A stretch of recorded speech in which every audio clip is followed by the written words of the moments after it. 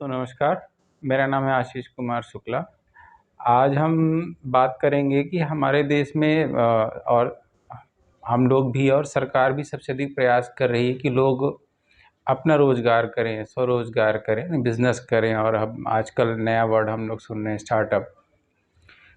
तो हमें इसके लिए समझना पड़ेगा कि हमारे देश में लोग बिज़नेस करने के लिए आगे क्यों नहीं आते हैं। उसको अच्छा नहीं माना जाता।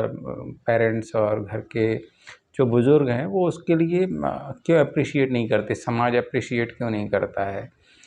तो उसमें जो मुझे कारण पढ़ा मैंने, जो मुझे समझ में आया कि हमारा भारत देश एक उद्यमी देश था और हमारा भारत देश कस्टमर नहीं था, हमेशा उत्पादक देश था और व्यवसाय हमारे यहाँ होता था। लेकिन जब अंग्रेज़ आए, और हमारे लोग साधारण थे, साधारण पहनावा, लेकिन काम करते थे। जब अंग्रेज़ आए तो अंग्रेज़ सूट बूट पहन के आते थे और कुर्सी में बैठना।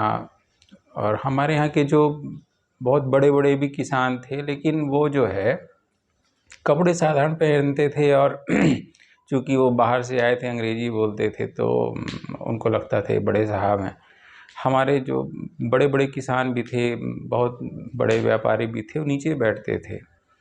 तो धीरे धीरे उन अंग्रेज़ों ने क्या किया कि उनको यहाँ कर्मचारी चाहिए थे, तो उन्हीं गरीब लोगों में से उन्होंने अपने कर्मचारी रखने शुरू किए। तो जब वो अपने भारत का जो आदमी था उसको अपने यहाँ कर्मचारी रखते थे, तो उसको अच्छा सूट बूट पहनाए और उसको किसी भी क्षेत्र का एक कर्मचारी बना देते थे, और वो जाके लोगों के ऊपर शासन करता था, आदेश देता था। सरकार चूँकि अंग्रेज़ों की थी, कुर्सी में बैठता था। तो जो अन्य लोग थे वो देखते थे कि ये तो बड़ा साहब हो गया है और ये इसकी बड़ी इज्जत है।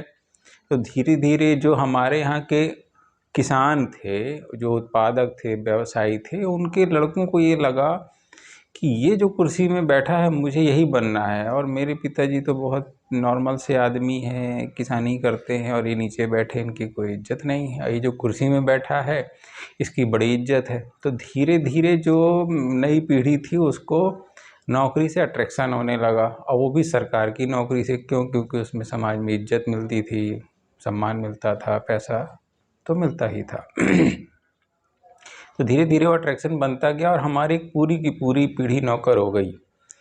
और जो हमारे यहाँ का जो उद्यम था वो ख़त्म हो गया। जो हमारे यहाँ गांव का रोज़गार था वो ख़त्म हो गया, लोग नौकर बनने लगे। फिर बड़ी बड़ी कंपनियां आईं, उन्होंने हमें उपभोक्ता बना लिया और हम उत्पादक से उपभोक्ता बन गए।